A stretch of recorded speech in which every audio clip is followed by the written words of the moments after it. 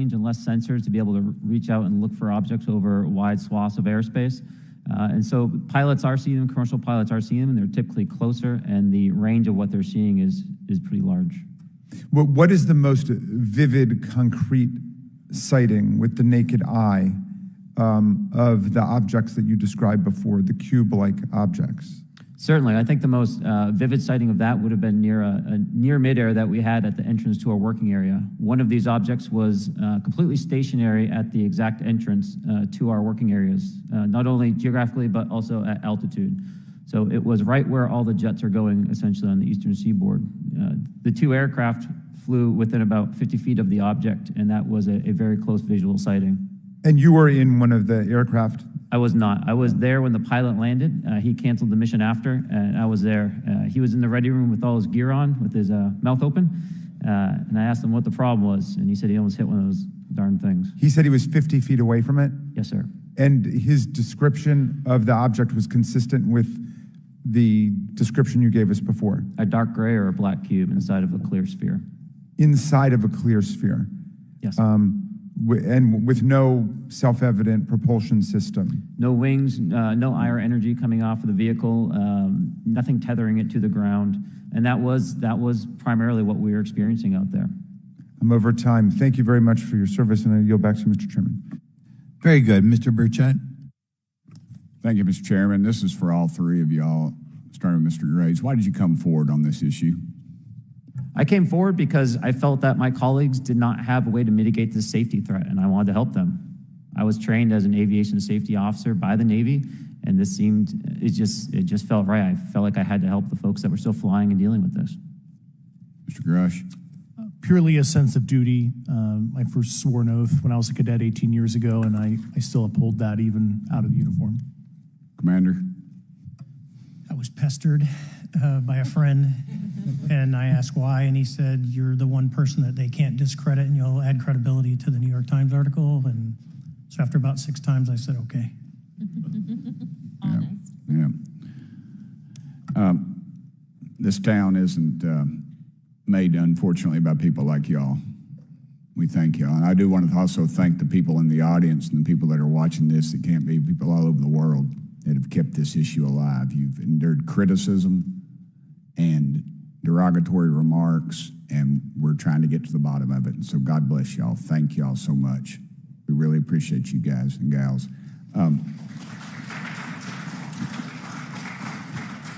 That's why we need term limits. Y'all keep clapping, us politicians just keep talking. So let me ask y'all, how can the public contribute to UAP reporting, and what avenues you think are available to the public to report these sightings?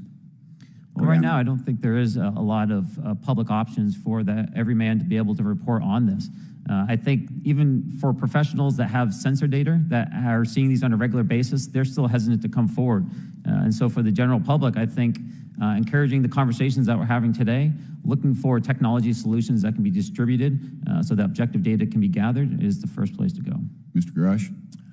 I'll just touch on the whistleblower side of it. I do encourage, current and former military, intelligence community, and industry contractors to come forward in a legal way, either through the IC or DoD or whatever the cognizant IGs are, to lead, join me in this discussion. Commander, and I guess I should say this for the record. My daddy was United States Marine Corps, 1st Marine Division. So, Hoorah. Yes, sir. He was old school, him and Chesty Puller on Peleliu. So thank you, wow. brother. Wow. Yes, sir. I'm not anything like my daddy. He was incredible. I'm very mediocre, to say the least, but go ahead. You seem to be doing fine. Yeah. For me, I was an accident investigator, so the biggest thing that you learn, and I think that witnesses need to do is, one, don't try and make the fish bigger than it was. Stick to the facts, write it down, and don't speculate what you think it is because it will sway your decision. Just write the facts down. We can get all the facts together, and we can start to investigate and get a real honest story instead of it was this big. Thank you all, and I want to thank everybody. We made history today. Mr. Chairman, I yield. Thank you much, Mr. Garcia. Thank you. I know now we're going to be making some closing remarks, and so I just wanted to say a few things. First, to our witnesses, I want to thank all of you for being here with us today.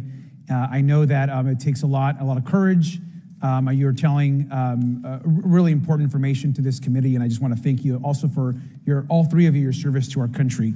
I also want to just note that today's hearing was both important but also serious, and I want to thank our subcommittee chairman, Mr. Grothman, I think for running a very fair and substantive hearing.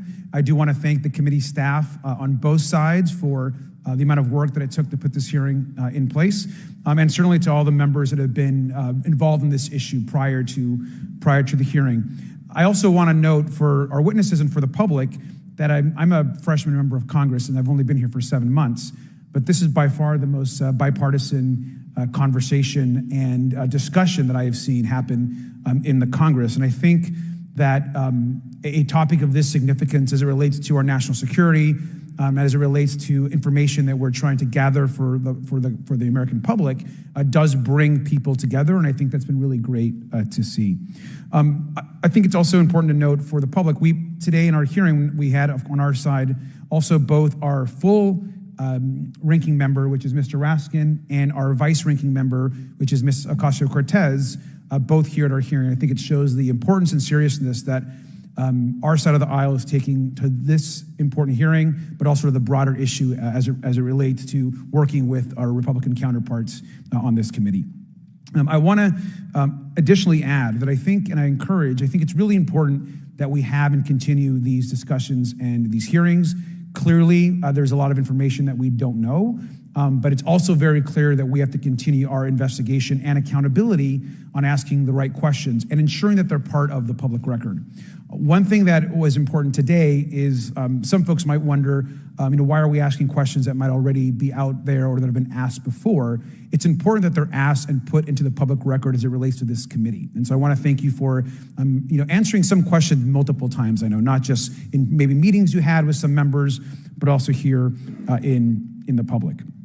Let me also just add an additional note that it's important also that our friends in the media and those that are not just reporting on this hearing, but that have reported on this topic and that may in the future, the media has an important role in this process. And it's very important that the media engages, does independent investigation, and reports on not just what happened today, but what they see independently as what is happening around UAPs in the broader community.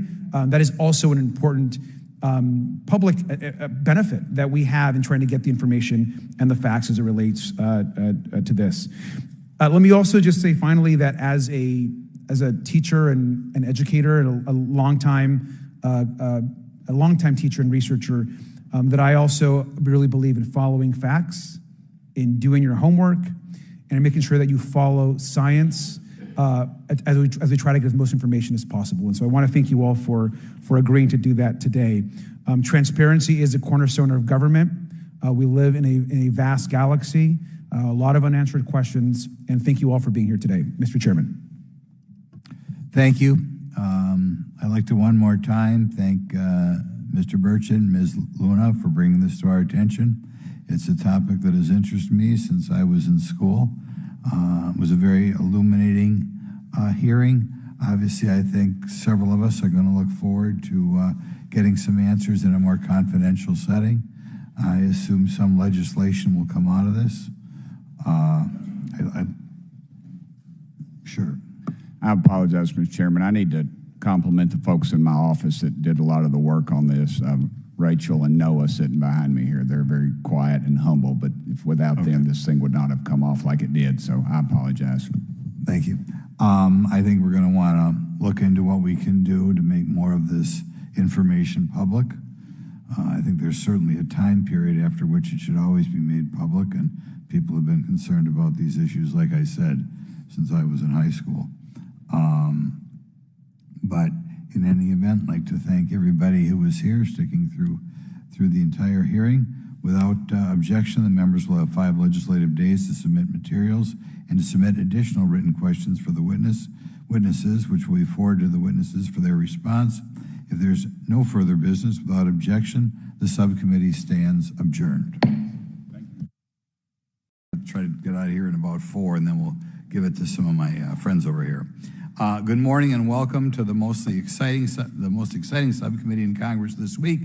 the Subcommittee on National Security of the Border and Foreign Affairs for discussion of unidentified anomalous phenomenon. I'd like to thank the brave military pilots and personnel, such as the witnesses on the panel today, for sharing their stories on how they've engaged UAPs, which has brought attention to this matter. Curiosity and speculation from all walks of life have generated interest in studying what UAPs are and what threats they may pose. I will say that when I was younger in school, I read a book, a 1966 book called Flying Saucers, Serious Business, and for a while, when I was a little bit younger, I thought it was the most important issue out there. The lack of a transparency regarding UAPs, which was one of the themes of that book,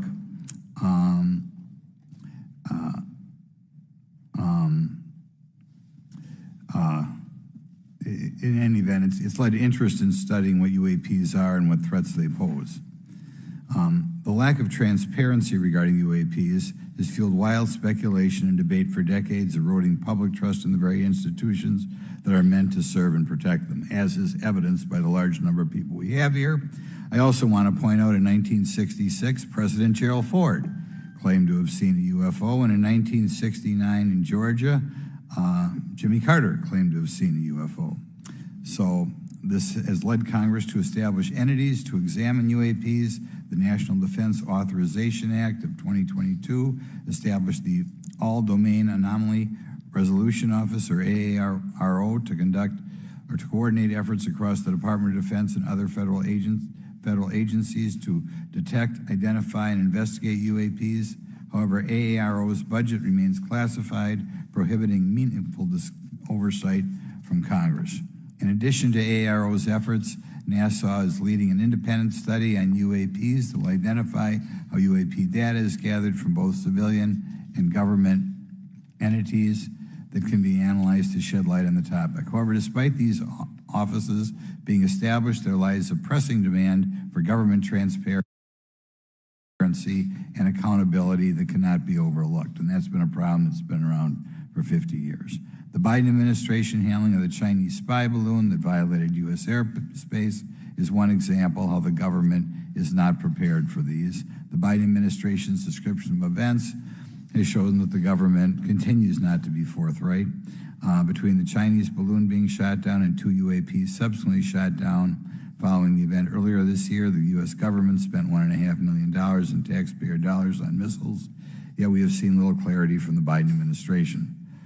We must demand transparency from the Department of Defense, our intelligence community, and our defense industry on the UAP work. We're going to ask some questions about that today.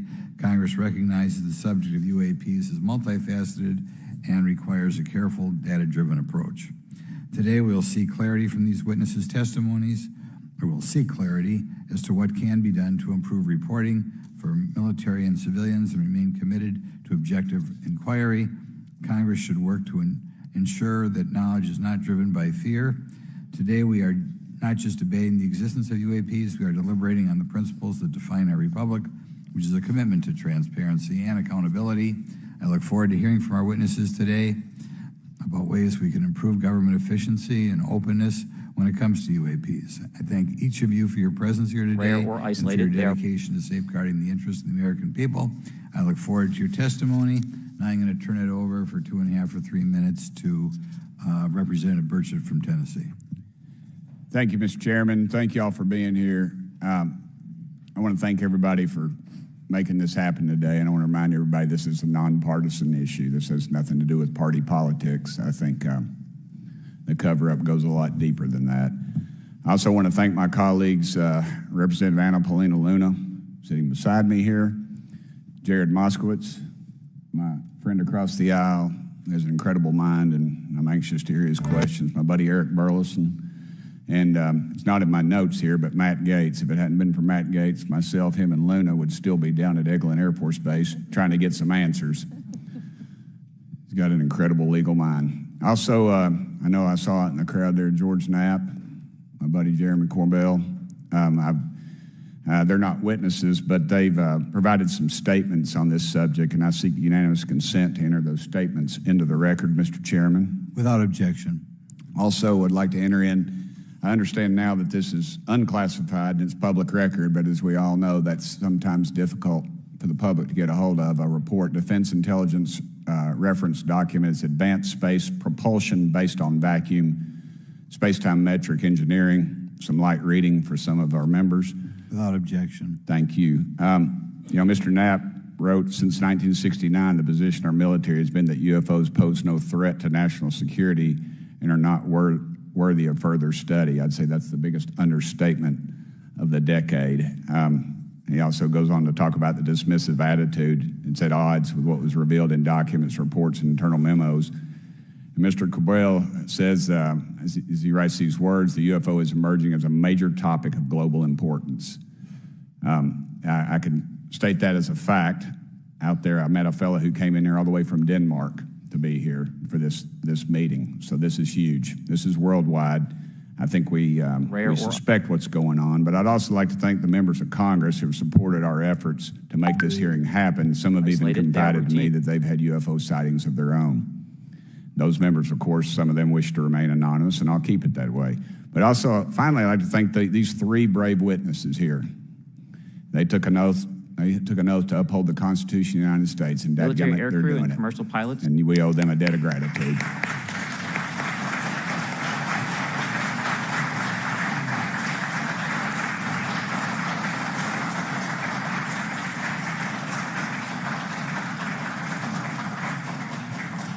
Y'all quit clapping. You're cutting in on my time. Just kidding. These folks, they've got nothing to gain from this, and I think you're going to find out that they've endured quite a few slings and arrows. We need to remember them in our prayers and their families. And I'm thankful to them for their honest testimonies. They have done interviews and appeared in documentaries like Accidental Truth to get their stories out there, and now they are all here to testify under oath for Congress. It's been so difficult to get here today. I've said, in the Baptist church, we'd say that the devil's in our way.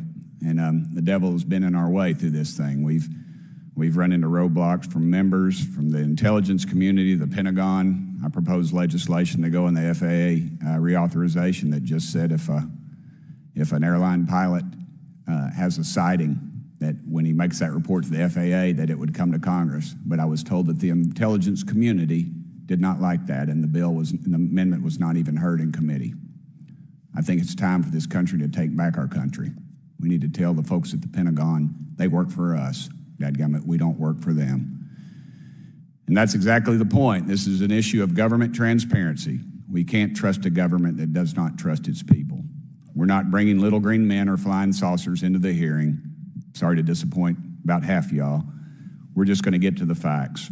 We're going to uncover the cover-up, and I hope this is just the beginning of many more hearings and more people coming forward about this. And I yield back the remainder of my time. I think, is it to Representative Luna, Mr. Chairman, or is that? Yeah, we'll call Ms. Luna for her statement. The circumstances surrounding UAPs has captivated the attention of the American people for decades, ingrained in even the minds of our nation's leaders from Jimmy Carter to Barack Obama, Hillary Clinton to Donald Trump, Marco Rubio to Chuck Schumer, John Radcliffe to National Security Council officials. Yet from Roswell, New Mexico to the coast of Jacksonville, Florida, the sightings of UAPs have rarely been explained by the people who have firsthand accounts of these situations. This is largely due to the lack of transparency by our own government and the failure of our elected leaders to make good on their promises to release explanations and footage and mountains of overclassified documents that continue to be hidden from the American people. This isn't just how I feel. In fact, the American people largely believe that the government has actively covered up the truth about UAPs. One poll in particular found that 68% of Americans believe that the government is hiding information about UAPs and not being honest about what we know about them. And from my personal experience, I believe the same thing. Another poll found that nearly half Americans believe that the federal government is doing a very bad or somewhat bad job of dealing with reports of UFO sightings. As Representative Burchett just referenced on the FAA bill that just went through, you can tell that that's exactly happening. Considering the thousands of testimonies and videos taken on people's phones and eyewitnesses' accounts made by credible witnesses such as doctors, pilots, scientists, and active duty service members, it is unacceptable to continue to gaslight Americans into thinking that this is not happening or that the potential of intelligent life forms exists other than humans. Even more alarming is the fact that these eyewitnesses are many times service members and have no assurance that their lives will not be negatively impacted or even harmed by their experiences. In being an active duty service member working on an airfield, I've had conversations with many pilots where they were in fear of coming forward for retribution and or being taken off flight status. How do we know this? Because the government has said nothing to assure us otherwise. They have also did nothing to calm the concerns of over 20% of Americans who have reported to have seen UFOs or UAPs. We are simply told not to question the government and that the government has it under control. Today is the first hearing of its kind where we will attempt to get down to the bottom of what is actually happening with UAPs. But we will hear from people who have had personal sightings rather than Pentagon bureaucrats who have always been sent to stonewall our investigations. Just so that the press knows and the people know, we were even denied access to a classified briefing in a SCIF prior to this hearing due to the amount of hoops that we had to jump through to grant temporary clearance to witness Grush, who has knowledge of classified information. It is time to have an open-minded discussion on this topic, to hear the evidence and understand the magnitude of what this means, not just for our nation, but for humanity. Thank you, Chairman. I yield back the rest of my time. Thank you very much, and I'd like to thank you and Mr. Burchett for bringing this topic to my attention. Now we'll recognize National Security Subcommittee Ranking Member Garcia for 10 minutes.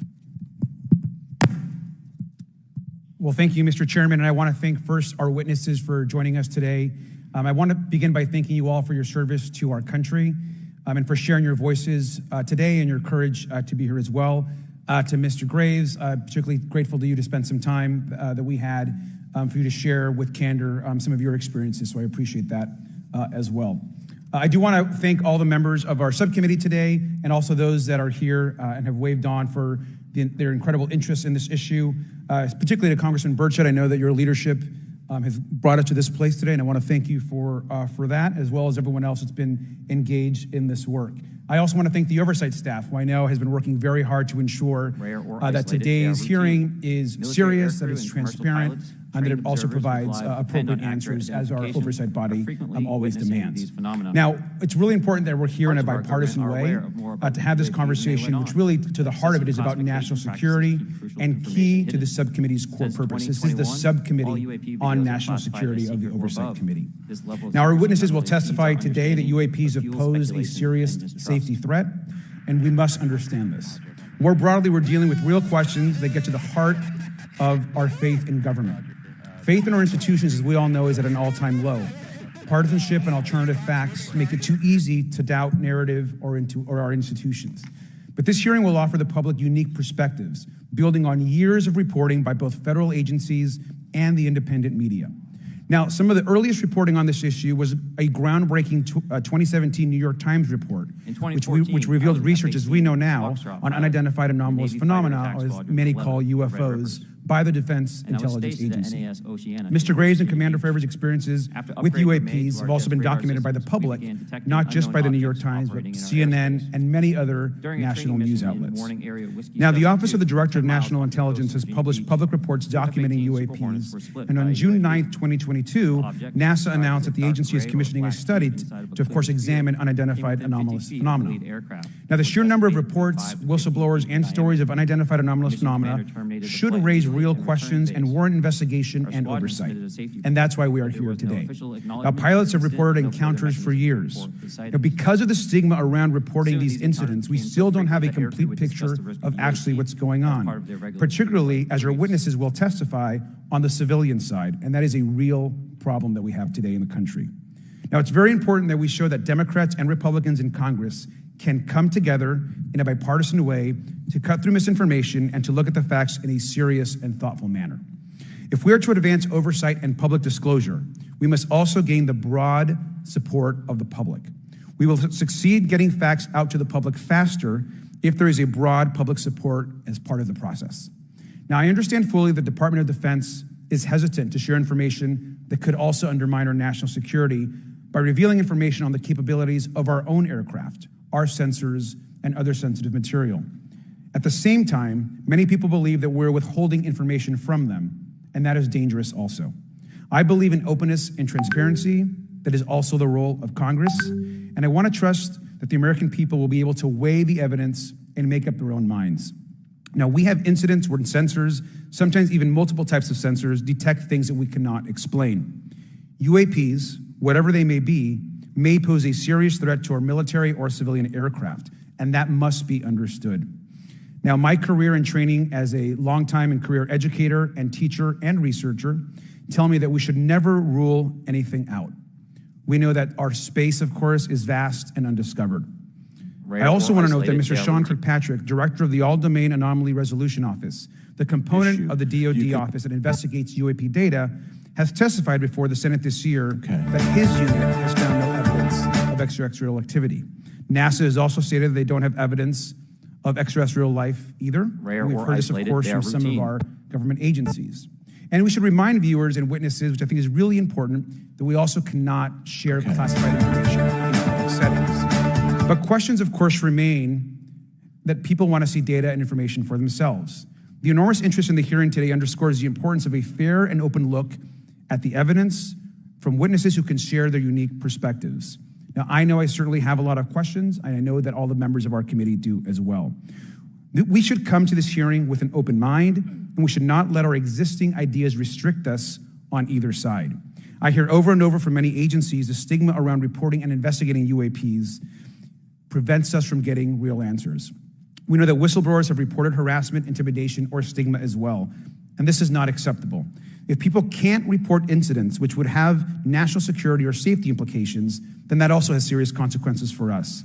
As ranking member of this subcommittee, I know my job would be completely impossible if whistleblowers or others feel intimidated to come before this committee. We can't be afraid of asking questions, and we can't be afraid of the truth. I'm proud to say that this hearing builds upon bipartisan work by members of the House and Senate dating many years back, which has sought to increase awareness within the Department of Defense and to mandate more of Congress of UAPs.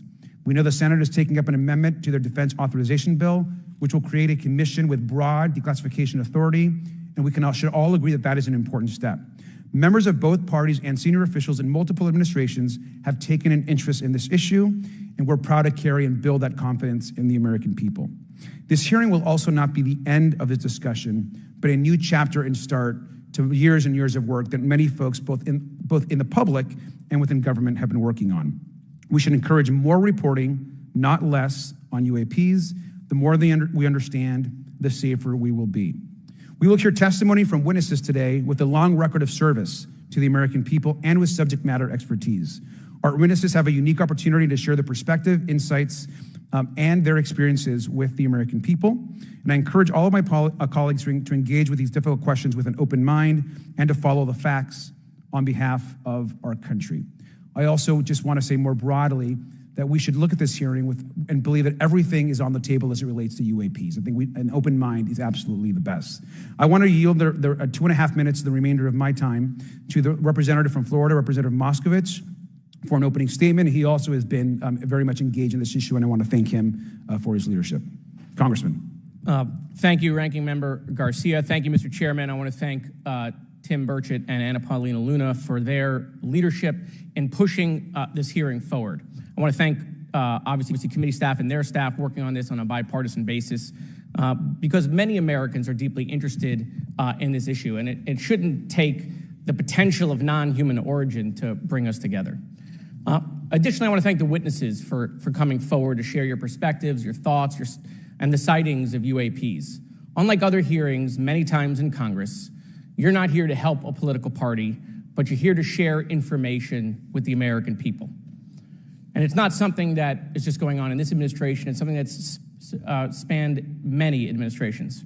For decades, many Americans have been fascinated by objects mysterious and unexplained, and it's long past time that they got some answers. The American public has a right to learn about technologies of unknown origins, non-human intelligence, and unexplainable phenomena. Those are not the words of a UFO Twitter account, though that is a direct quote from Majority Leader Chuck Schumer, that the American public has a right to learn about technologies of unknown origins, non-human intelligence, and unexplainable phenomena. In an interview with Fox News, recent former Director of National Intelligence John Radcliffe confirmed the U.S. government is aware a lot more sightings of UAPs, and that they have not made that information public. I quote, There are a lot more sightings that have not been made public, Radcliffe said to Fox News. For me, this hearing is about transparency. We unfortunately live in a time in which many people distrust government and our institutions, and overclassification of information away from the American public or even Congress contributes to today's politics. The American people have regular questions. What are UAPs? How come the media doesn't report more on them? Are they foreign adversaries? Are they U.S. technology? Are they something else? They ask themselves, how come when a Russian jet shoots flares at one of our drones, we have perfect pictures and videos to show the American people and the world, but when it comes to UAPs, nothing? Of course, we must always protect our national security to maintain our superiority, like when stealth helicopters were only rumored to exist but were used in the Osama bin Laden raid in 2011. But we can't allow that to be used as a shield to keep the American people completely in the dark from basic truths. The American people deserve to hear more about special access programs. Congress has a right to know if there's any unsanctioned weapons development. Satellite imagery that has not been provided to Congress. Congress created the All-Domain Resolution Office in the NDAA of 2022. In its initial analysis, there are 171 uncharacterized UAP reports, and this is the words from the report, that appear to have demonstrated unusual flight characteristics or performance capabilities. I believe more information is known about the 171 instances. It's time for Congress to reinsert ourselves. I call on our military leaders and intelligence officials to release more information to the American people about UAPs. And to our military leaders, if there's nothing to conceal, let Congress go to Wright-Patterson Air Force Base, the Dugway Proving Ground, or even Groom Lake in Nevada. We should have disclosure today. We should have disclosure tomorrow. The time has come. Thank you, Ranking Member. Thank you, Mr. Moskowitz, and I would yield back now to our chairman. Thank you. Right, now I'd like to introduce our witnesses. Our first witness is Lieutenant Ryan Graves. He's the Executive Director of Americans for Safe Aerospace. Lieutenant Graves is also a former U.S. Navy F-18 pilot with his own UAP experience. The next witness, David Grush, is a former senior intelligence officer with the National Geospatial Intelligence Agency and was a senior technical advisor for UAP issues. And finally, retired Navy Commander David Fravor, squadron leader who worked as a naval aviator for 18 years. Mr. Fravor has his own UAP experience, known as the TikTok event. I look forward to hearing from all three of you today. Pursuant to Committee Rule 9G, the witnesses will please stand and raise their right hands. Do you solemnly swear or affirm that the testimony you are about to give is the truth, the whole truth, and nothing but the truth, so help you God? Let the record show that all the witnesses answered in the affirmative. You may be seated. We appreciate you all being here today and look forward to your testimony. I'll remind the witnesses that we have read your written statements and they will appear in full in the hearing record. Please try to limit your oral statements to 5 minutes. As a reminder, please press the button on the microphone in front of you so that it's on and the members can hear you. When you begin to speak, the light in front of you will turn green. After 4 minutes, it'll turn yellow, and the red light, when that comes on, it tells you your 5 minutes have expired. I'll now recognize Mr. Graves for 5 minutes for your opening statement. Thank you. Chairman Grothman, Ranking Member Garcia, distinguished members of the House Oversight Subcommittee on National Security, Representatives Burchett and Luna. My name is Ryan Fobbs Graves, and I'm a former F-18 pilot with a decade of service in the U.S. Navy, including 2 deployments in Operation Enduring Freedom and Operation Inherent Resolve. I have experienced advanced UAP firsthand, and I'm here to voice the concerns of more than 30 commercial aircrew and military veterans who have confided their similar encounters with me. Today, I would like to highlight 3 critical issues that demand our action. As we convene here, UAP are in our airspace, but they are grossly underreported. These sightings are not rare or isolated, they are routine. Military aircrew and commercial pilots, trained observers whose lives depend on accurate identification, are frequently witnessing these phenomena. The stigma attached to UAP is real and powerful and challenges national security. It silences commercial pilots who fear professional repercussions, discourages witnesses, and is only compounded by recent government claims questioning the credibility of eyewitness testimony. Parts of our government are aware of more about UAP than they let on, but excessive classification practices keep crucial information hidden. Since 2021, all UAP videos are classified as secret or above. This level of secrecy not only impedes our understanding, but fuels speculation and mistrust. In 2014, I was an F-18 Foxtrot pilot in the Navy Fighter Attack Squadron 11, the Red Rippers, and I was stationed at NAS Oceana in Virginia Beach. After upgrades were made to our jet's radar systems, we began detecting unknown objects operating in our airspace. At first, we assumed they were radar errors, but soon we began to correlate the radar tracks with multiple onboard sensors, including infrared systems, eventually through visual ID. During a training mission in Warning Area Whiskey 72, 10 miles off the coast of Virginia Beach, two F-18 Super Hornets were split by a UAP. The object, described as a dark gray or a black cube inside of a clear sphere, came within 50 feet of the lead aircraft and was estimated to be 5 to 15 feet in diameter. The mission commander terminated the flight immediately and returned to base. Our squadron submitted a safety report, but there was no official acknowledgement of the incident and no further mechanism to report the sightings. Soon, these encounters became so frequent that aircrew would discuss the risk of UAP as part of their regular pre-flight briefs. Recognizing the need for action and answers, I founded Americans for Safe Aerospace. The organization has since become a haven for UAP witnesses who were previously unspoken due to the absence of a safe intake process. More than 30 witnesses have come forward, and almost 5,000 Americans have joined us in the fight for transparency at safeaerospace.org. The majority of witnesses are commercial pilots at major airlines. Often, they are veterans with decades of flying experience. Pilots are reporting UAP at altitudes that appear above them at 40,000 feet, potentially in low Earth orbit or in the gray zone below the Kármán line, making inexplainable maneuvers like right-hand turns and retrograde orbits or J-hooks. Sometimes these reports are reoccurring, with numerous recent sightings north of Hawaii and in the North Atlantic. Other veterans are also coming forward to us regarding UAP encounters in our airspace and oceans.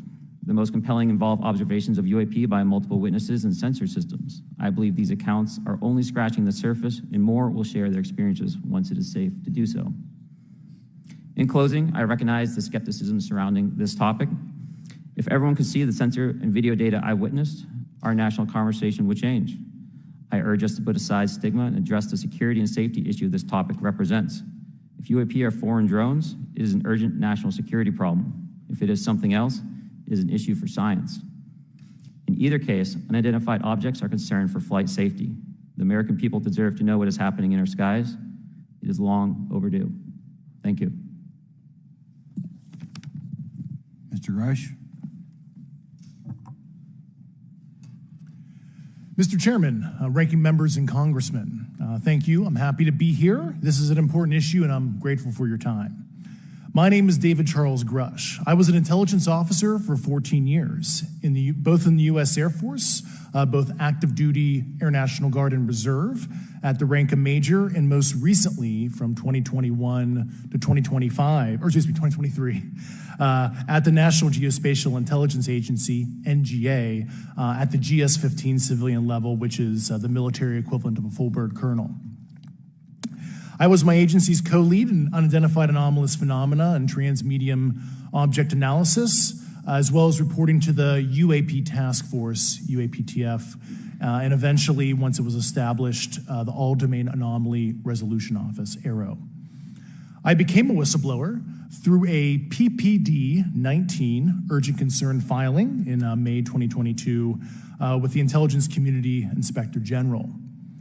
Following concerning reports from multiple esteemed and credentialed current and former military and intelligence community individuals that the U.S. government is operating with secrecy above congressional oversight with regards to UAPs.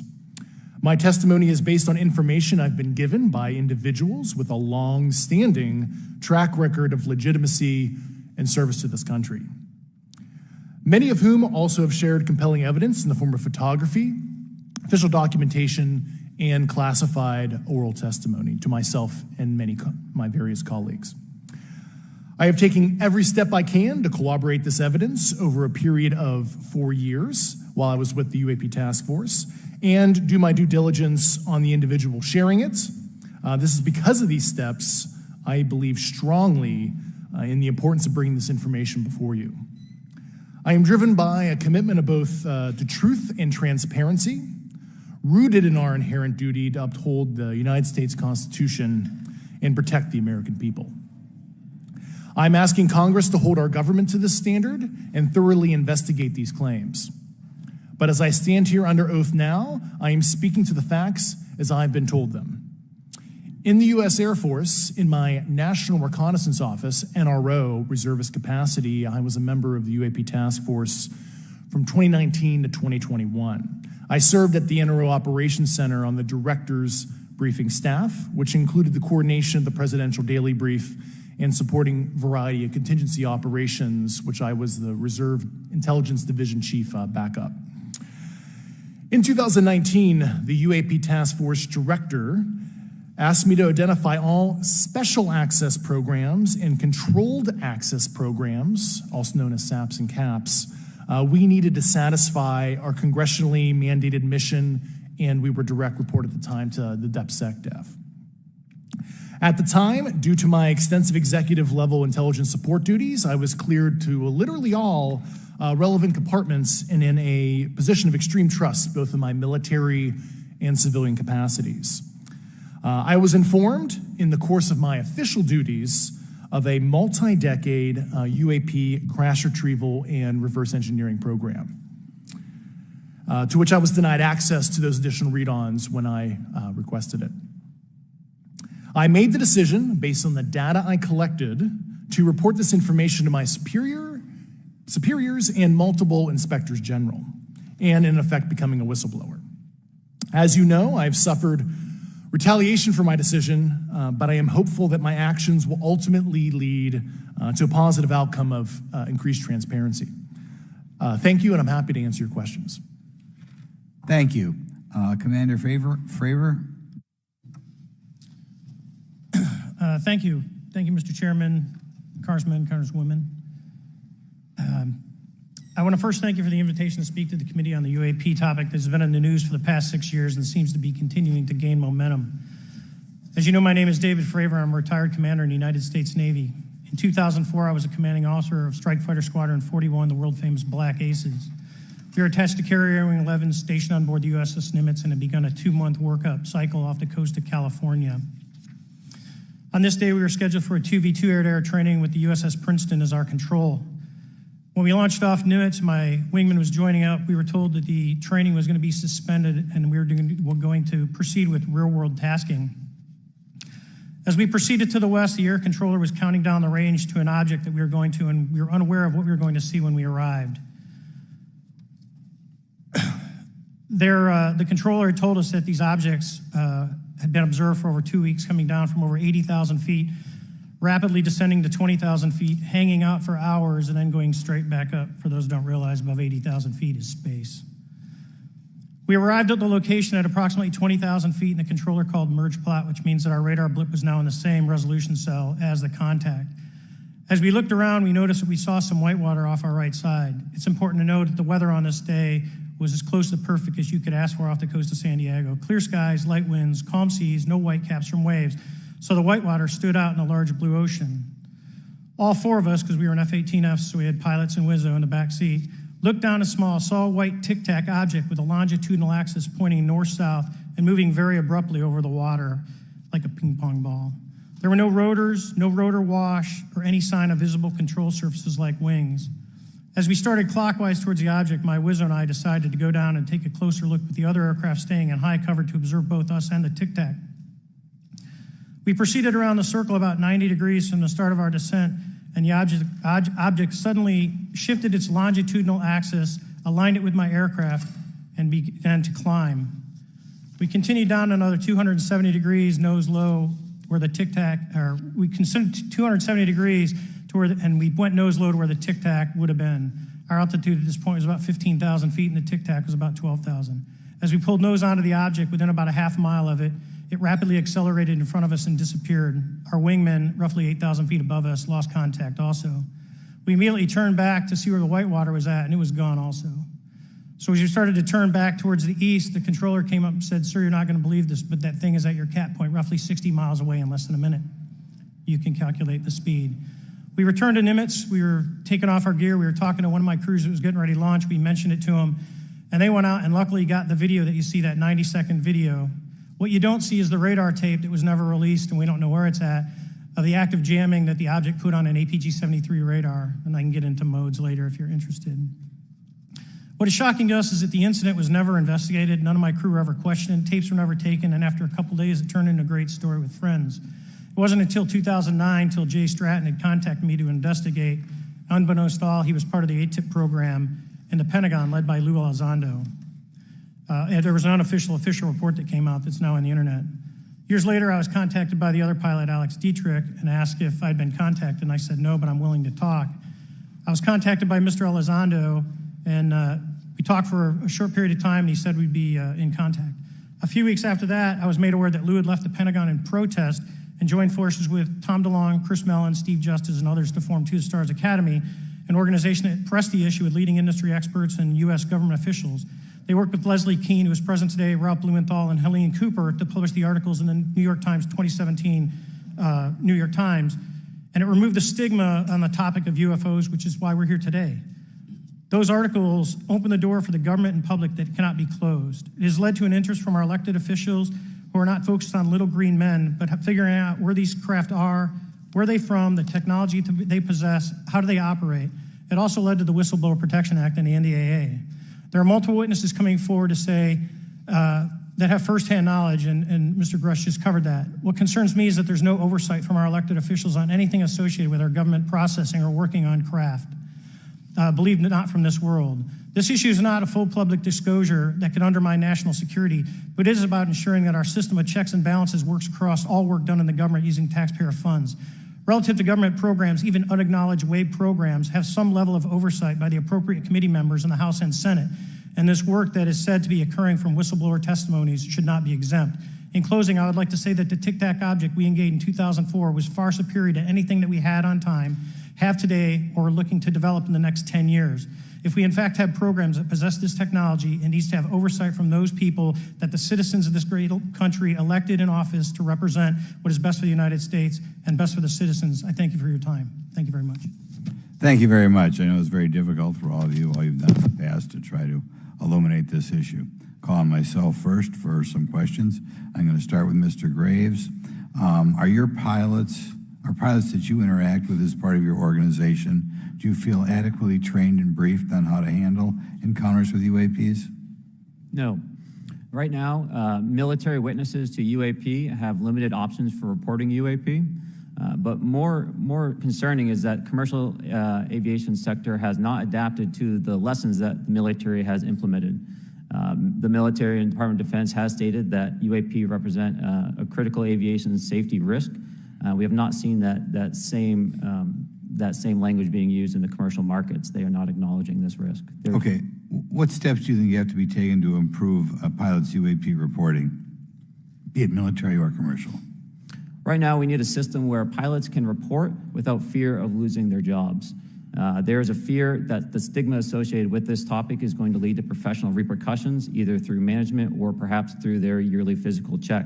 So having a secure system, reducing the stigma, and making this information available through the public is going to reduce the concerns that aircrew have. Could you just give me a little idea of the degree to which reports in the past are not made public right now? Well, I don't think there has been a proper reporting system to gather those reports and thus not report them. So to answer your question, I think there is a dearth of data due to the fact that the reporting has been limited up to this time. Could you tell me why you believe it's, kind of to play the devil's advocate, a reason why some of this stuff should not be available to the public? There's certainly some national security concerns when we use our advanced sensors in our tactical jets to be able to identify these objects. However, there's no reason that the objects themselves would be classified. I would be curious to see how the security classification guideline actually spells out the different nuances of how this topic is classified from the perspective of UAP, not national security. I'll give you a follow-up on that. Assuming that there are reasons why not all this should be made public, this has been around for a long period of time. Can any of the three of you think of any reason why anything related to UAPs, say 15 years and back, should not be immediately made public?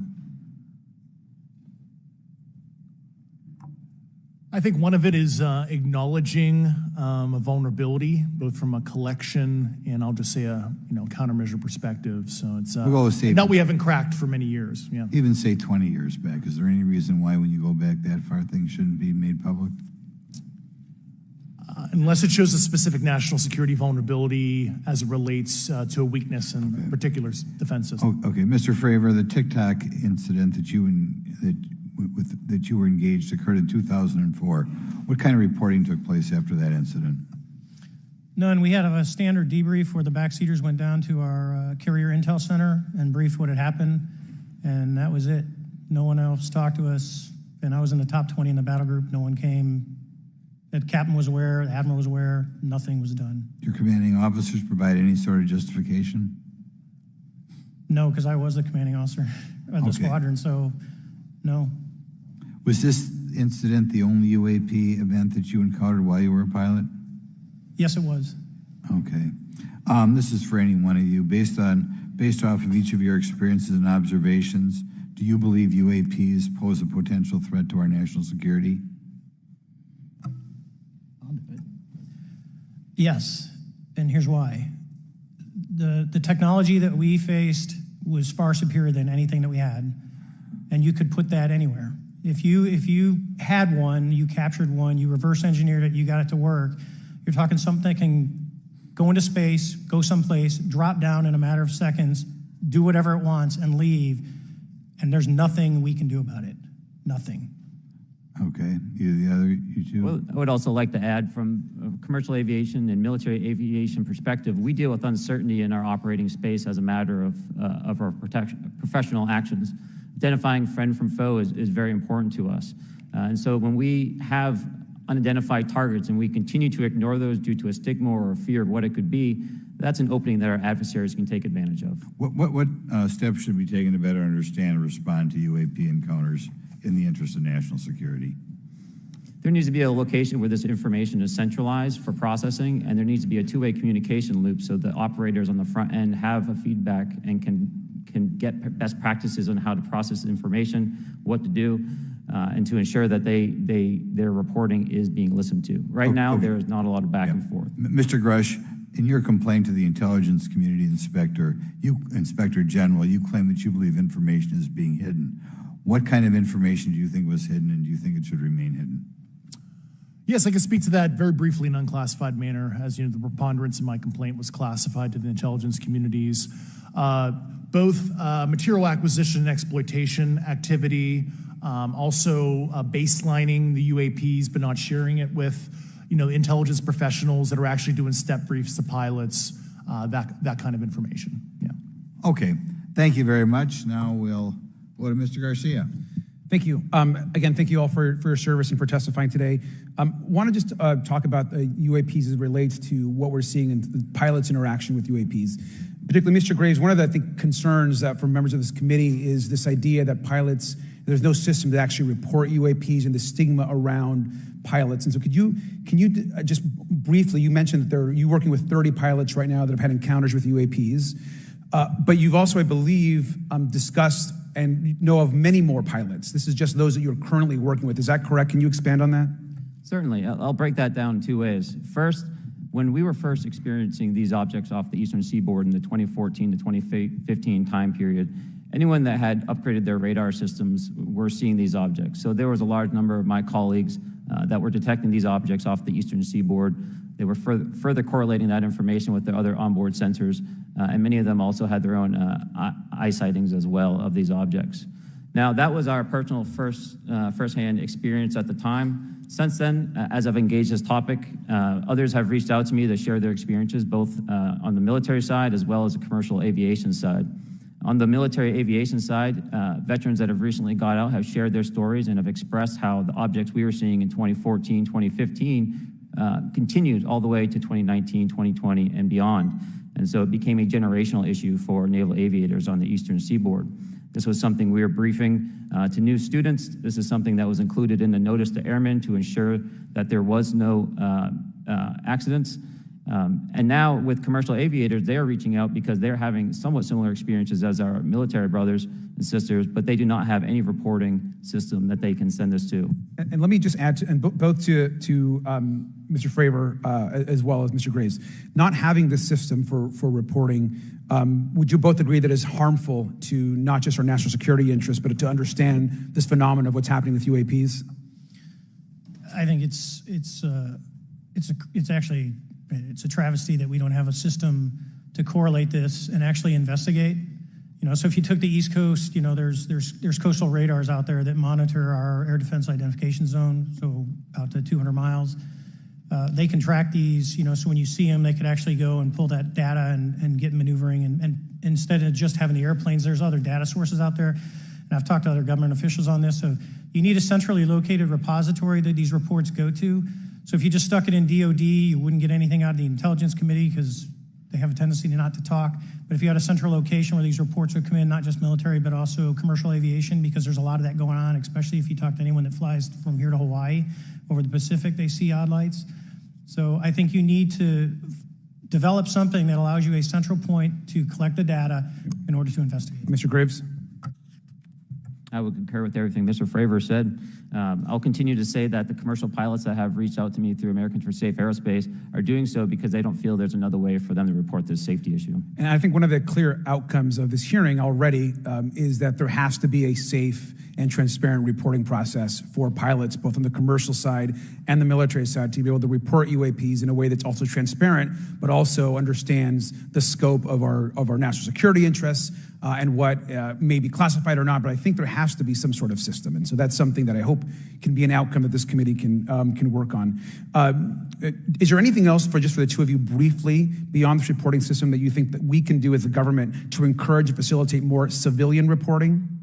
I think we're doing it right now. Okay, great. I think this hearing is going to show the American people that their government takes this topic seriously. And how about civilians that may not be pilots? What kind of process could be in place for civilians who are not pilots, who may have UAP encounters? Do either of you have any suggestions that could facilitate that? My recommendations would be to make that a sensor-centric operation in order to make it as objective as possible. Okay. Sir, Mr. Fravor? No, I agree with Mr. Graves on that. Okay. Just briefly, I also just want to note, particularly for the two pilots, and I have a question for Mr. Grush. One of the things that I found fascinating in our discussion, Mr. Graves, last night as well, is that you both described UAPs and formations and the way they are observed in space or in our air, and the way that they move is essentially ways in which current technology or aircraft that we know of are unable to actually function or move. And so will you just, for the public record, again, once again, briefly just either describe or note that aircraft that are being witnessed, particularly by the 30 folks that you're working with, are essentially outside the scope of anything that we know of today and the technology we have today. Mr. Graves, Mr. Fravor?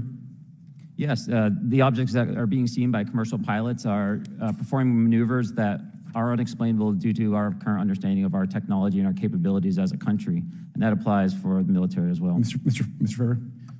Yeah, I concur with that. We have nothing that can stop in midair and go the other direction, nor do we have anything that can, like in our situation, come down from space, hang out for 3 hours, and go back up. Thank you. My last question, and sometimes I know that you have also said some of these answers in the past, but we're trying to get them on the public record as well, which is really important. Mr. Gresh, finally, do you believe that our government is in possession of UAPs? Absolutely, based on interviewing over 40 witnesses over 4 years. And where?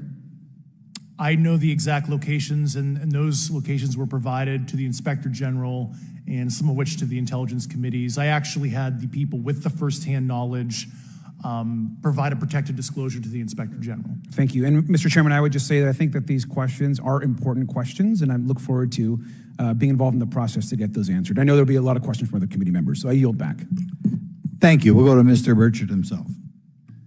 Thank you, Mr. Chairman. Thank you, Mr. Garcia. I would like to have you on my legislation to do just that on the reporting, and we'll get together on that. Maybe you can be my co-sponsor on that. That'd be really cool. Thank you for those great questions. Mr. Graves, again, I'd like to know, how do you know that these were not our aircraft?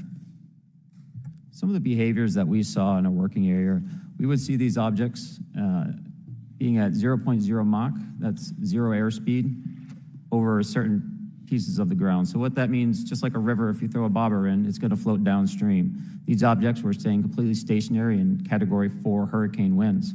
These same objects would then accelerate to supersonic speeds, 1.1, 1.2 Mach, and they would do so in very erratic and quick behaviors that I don't have an explanation for. Okay. Have you spoken to commercial and military pilots that have seen these off of our East Coast? I have. Okay. Mr. Favor, I noticed that in the Tic Tac video, it's Tic Tac like the candy, not TikTok like the Chinese Communist app. That's correct. Yes, sir. I just want to make that because my daughter corrected me on that and called me a boomer and said, "Hey, boomer," and I said, "No, baby, it's Tic Tac like the candy. You're gonna have to just look it up." And but now I would also like to say today is a day of many firsts. It's a miracle that we're having this meeting, and it's also a miracle that my wife has put up with me for 9 years today. Today is my anniversary, so I want to tell my wife happy anniversary and that I love her very much. As she likes to say, this 9 years have been the best 2 years of her life. So, thank you. Mr. Favor, what astonished you the most about the flight capabilities of these Tic Tac, very briefly? The performance, absolute performance. It was. And you're not aware of any other objects that anybody in the world has, in this world, that has those capabilities? No, I think it's far beyond actually our material science that we currently possess. Are you aware of any other reconnaissance platforms that have tracked or recorded the Tic Tac's maneuvers, maybe the NORAD system or any of the others? I am not. Okay. Mr. Grush, thank you for being here, brother.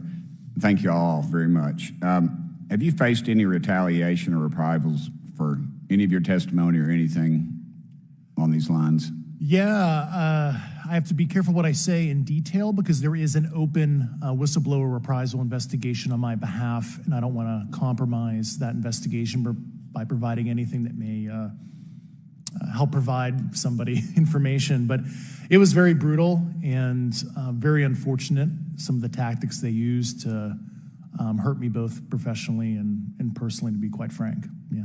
It's very unfortunate. As they say, when you're over the target, that's when they do the most firing at you. Do you have any personal knowledge of people who have been harmed or injured in efforts to cover up or conceal these extraterrestrial technology? Yes. Personally.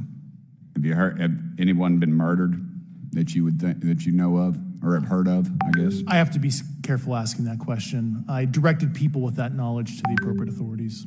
Maybe in if we could get in a confidential area skiff, we could talk about that. But unfortunately, we were denied access to the skiff, and that's very unfortunate in this scenario.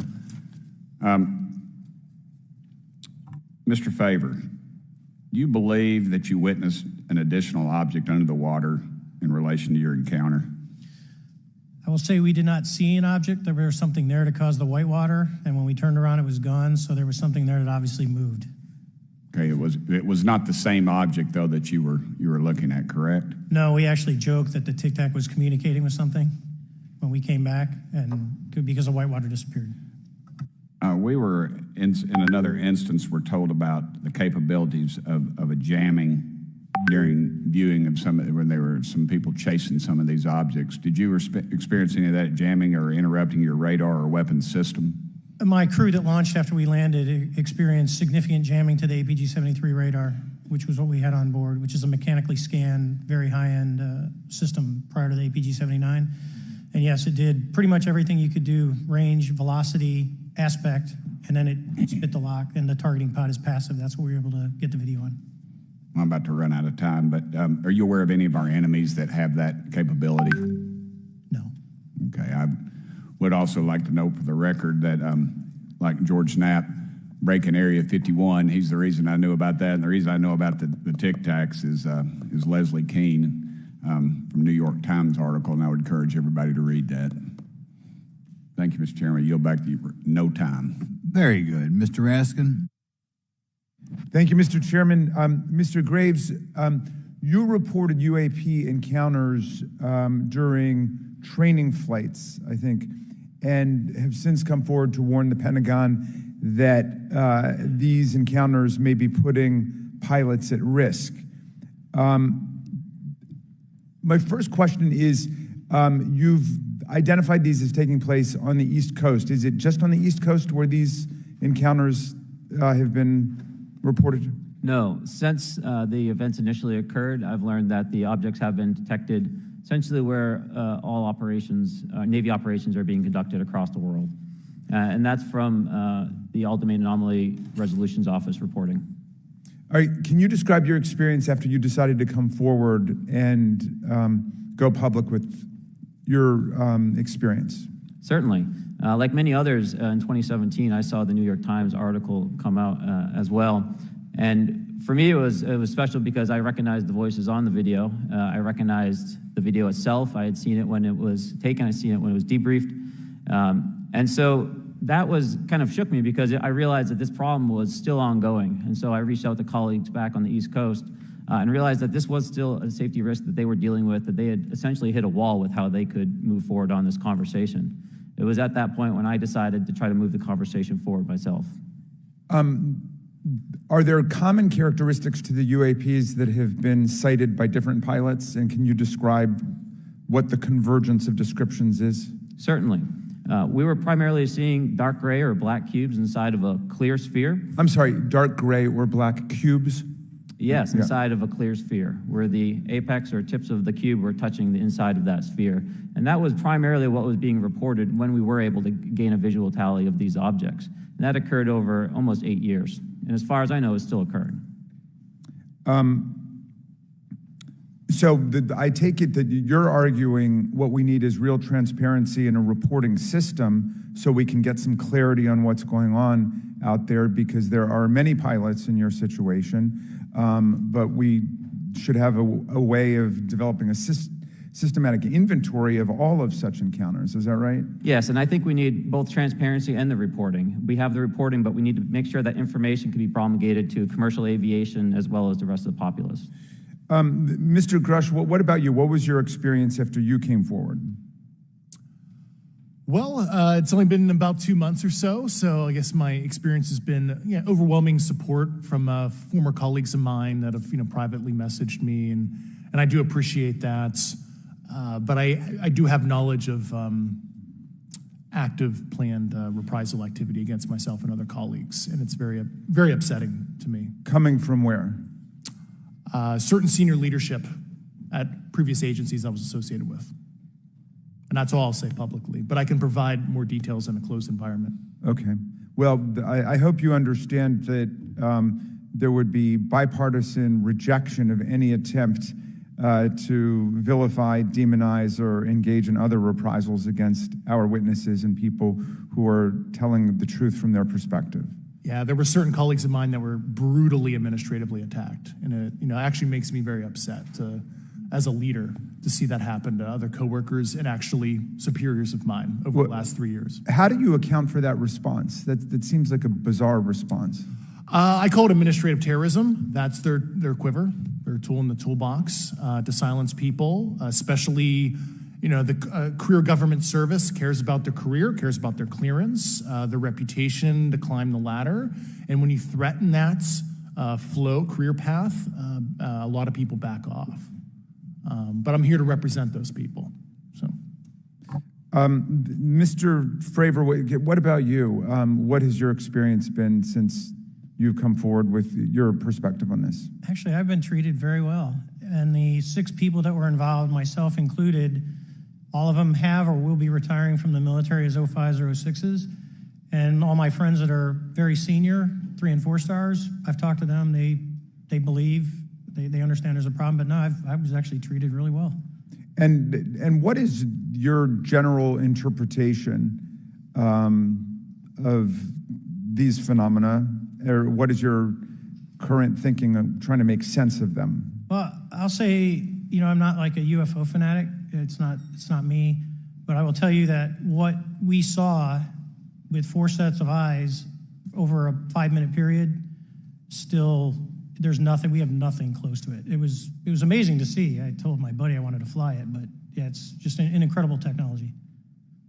All right, Mr. Chairman, thank you very much. I'll yield back to you. Thanks. On to Ms. Luna. Mr. Grush, in speaking to you yesterday, I just wanted to follow up on Representative Raskin's questions. In the last couple of years, have you had incidences that have caused you to be in fear for your life for addressing these issues? Yes, personally. Okay. Yeah. I just want everyone to note that he's coming forward in fear of his life. To put in perspective, if they were really not scared about this information coming out, why would someone be intimidated like that?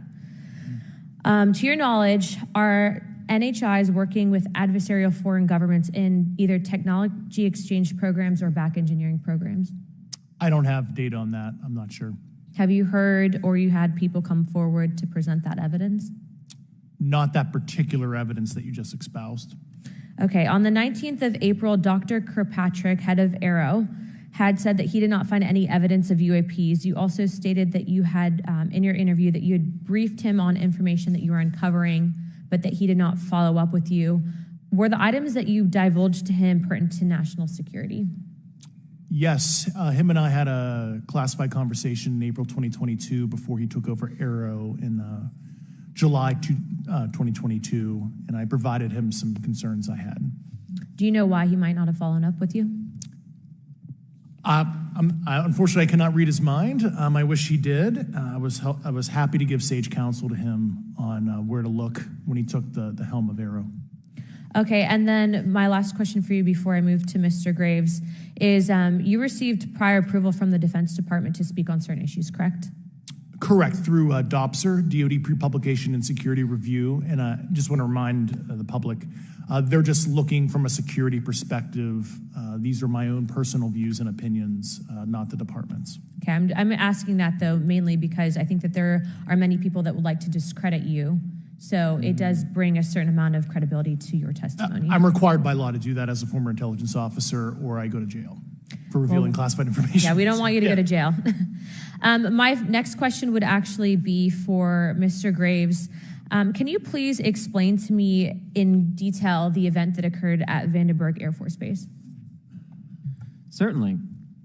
In the 2003 timeframe, a large group of Boeing contractors were operating near one of the launch facilities at Vandenberg Air Force Base when they observed a very large 100-yard sided red square approach the base from the ocean and hover at low altitude over one of the launch facilities. This object remained for about 45 seconds or so before darting off over the mountains. There was a similar event within 24 hours later in the evening. This was a morning event, I believe 8:45 in the morning. Later in the evening, post-sunset, there were reports of other sightings on base, including some aggressive behaviors. These objects were approaching some of the security guards at rapid speeds before darting off. And this is information that was received through one of the witnesses that have approached me at Americans for Safe Aerospace. Was this documented in any official form, whether it was a police blotter? Yes, they had official documentation and records from the event that the witness held over the years. And I'm not going to ask you to do it right now for time reasons, but you would be able to sketch what was witnessed, correct? And have you seen that before on any other equipment and or during your flight time? I have not seen what they've described. This object was estimated to be almost the size of a football field, and I have not seen anything personally that large. Okay, and then another question on follow-up referencing the gimbal video go fast incident. Can you just clarify, because to our understanding, the footage was actually cut off at a certain point, but what happens at the end of that video, just for those Americans specifically that are wanting to know about the rest of that footage? Certainly. There was some uncertainty or instability with the object. It seemed to rock a bit, and that's the last I had seen of the video. Much of the data that I would recommend be analyzed would consist of radar data that would provide precise kinematics on the object, as well as the fleet of objects that were operating nearby. Okay, and follow-up, in regards to the reporting procedures that Mr. Garcia had addressed on, as well as Representative Burchett, with the FAA, to your understanding, pilots that are seeing this, commercial airline pilots, are they receiving cease and desist letters from corporations for coming forward with information in regards to safety for potential airline passengers? I have been made privy to conversations with commercial aviators who have received cease and desist orders. So the American public should know that corporations are putting their own reputations on the not the line, but ahead of the safety of the American people. And I think, would you agree with that statement? It appears so. Okay. And I guess this would be my last, I'm out of time. I yield. I'll be back. Good. Mr. Moskowitz. Thank you, Mr. Chairman. Gentlemen, let's talk about the laws of physics for a second. Mr. Graves and Commander Favor, I heard you talk about speed. When those objects broke the sound barrier, did they make a sonic boom? I was in a jet. You can't hear anything. It's kind of loud in there. Yeah, you're not able to actually personally tell within the vehicle. I will say the objects that we were seeing, they were spherical, and they were observed up to Mach 2, which is a very non-aerodynamic shape. What about G-forces? Let's talk about G-forces of those vehicles. Could a human survive those G-forces with known technology today? No. No, not for the acceleration rates that we observed. Okay. What about what they look like? How close did you get? Did you see a seam or a rivet or a section? And what I mean is, obviously, the jets you're flying have all those things. Did these objects have those? Do you want to go, Ryan? I didn't have the detail to be able to tell that. So we got within a half mile at Tic Tac, which people say that's pretty far, but in airplanes, that's actually relatively close. No, it was perfectly white, smooth, no windows, although when we did take the original FLIR video that is out there, when you put it on a big screen, it actually had two little objects that came out of the bottom of it. But other than that, no windows, no seams, no nothing. Mr. Grush, as a result of your previous government work, have you met with people with direct knowledge or have direct knowledge yourself of non-human origin craft? Yes, I personally interviewed those individuals. Mr. Grush, as a result of your previous government work, have you met with people with direct knowledge or have direct knowledge yourself about ATs, advanced technologies that the U.S. government has? Based on conventional advanced tech, I was briefed to the preponderance of the Defense Department's both space and aerospace compartmented programs, yeah. Do you have knowledge or do you have reason to believe that there are programs in the advanced tech space that are unsanctioned? Yes, I do. Okay. Yeah. And when you say that they're above congressional oversight, what do you mean? Complicated question. So there's, some, I would call it abuse here. So congressional oversight of conventional special access programs. So I'll use Title 10, so DOD as an example, right? So 10 U.S. Code Section 119 discusses congressional oversight of SAPs, discusses the DepSecDef's ability to waive congressional reporting. However, the Gang of Eight is at least supposed to be notified if a waived or waive bigoted unacknowledged SAP is created, and that's public law. Well, so that how does, I don't want to cut you off, but how does a program like that get funded? I will give you generalities. I can get very specific in a closed session, but misappropriation of funds and does that mean self-fund. Does that mean that there is money in the budget that is said to go to a program, but it doesn't, and it goes to something else? Yes, I have specific knowledge of that. Yep. Do you think U.S. corporations are overcharging for certain tech they're selling to the U.S. government, and that additional money is going to programs? Correct, through something called IRAD. Okay. Satellite imagery. Let's talk about satellite imagery. We have satellites all over the place, some that we're aware of and many that we're not aware of, right? We're taking pictures of everything at every point and second. Mr. Grush, are you aware, do you have direct knowledge, or have you talked to people with direct knowledge that there are satellite imagery of these events? That was one of my primary tasks at NGA, since we process, exploit, and disseminate that kind of information.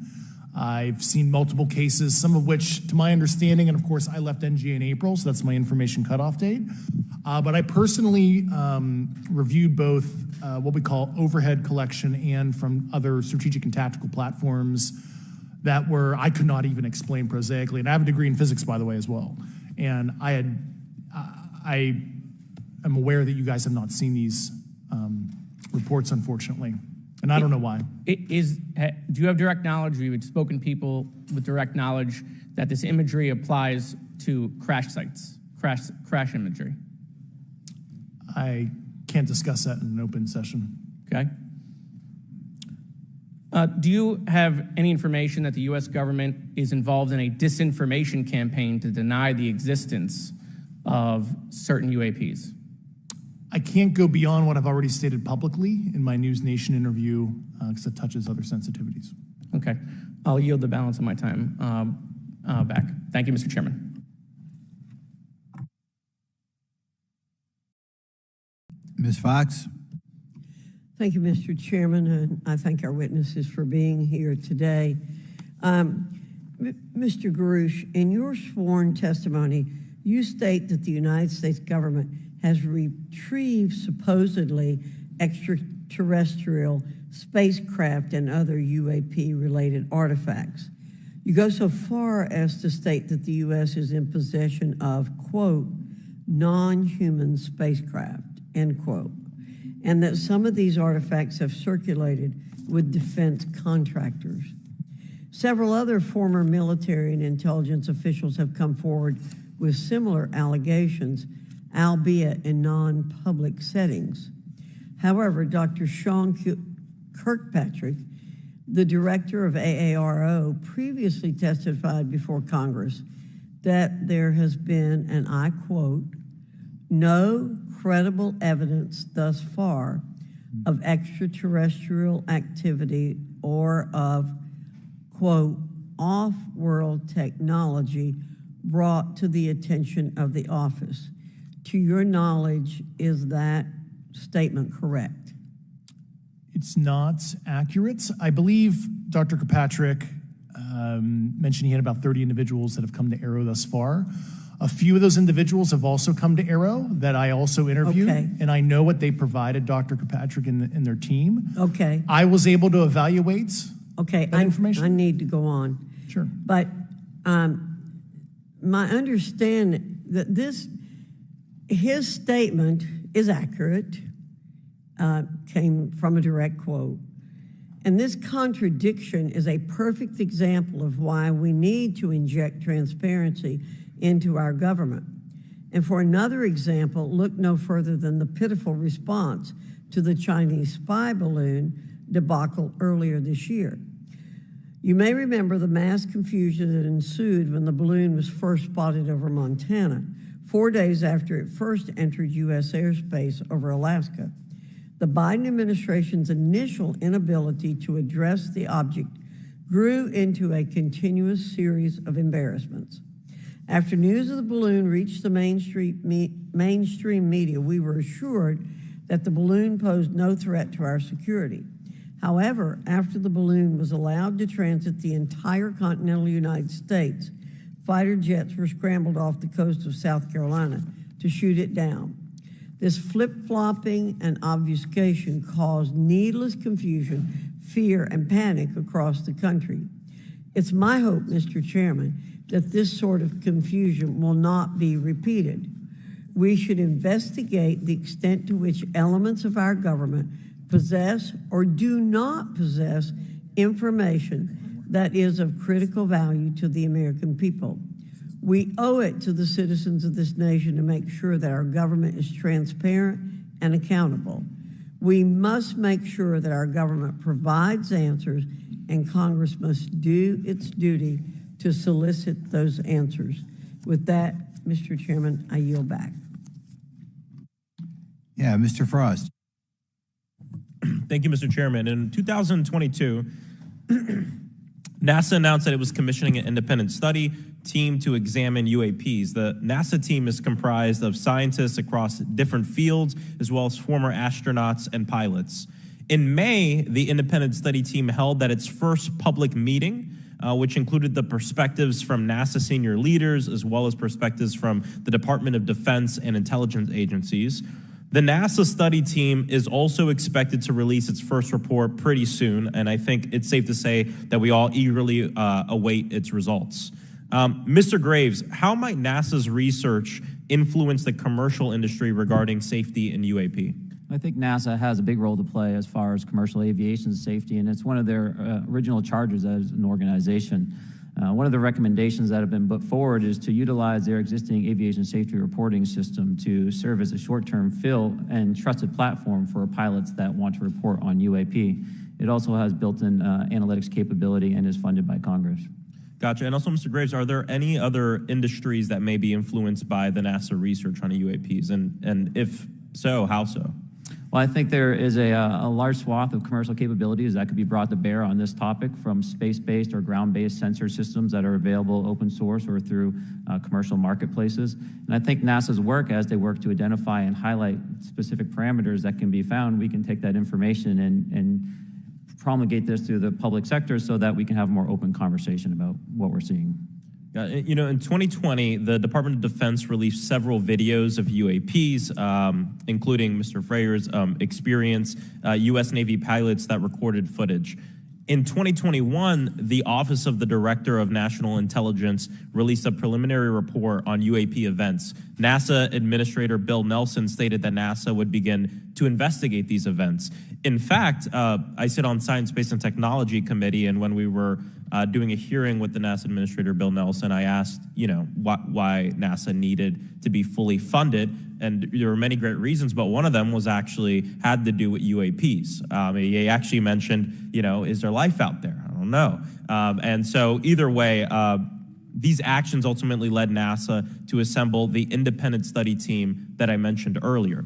Also in 2021, Harvard University stood up the Galileo project to research and examine the origins of UAP. So it seems like both, from NASA and in the higher education community, because of the work that y'all have done and people standing up, I think we're seeing some of that stigma slowly going away. Mr. Freyer, do you believe that military pilots feeling empowered to share their UAP experiences has directly impacted the scientific community's research goals on this topic?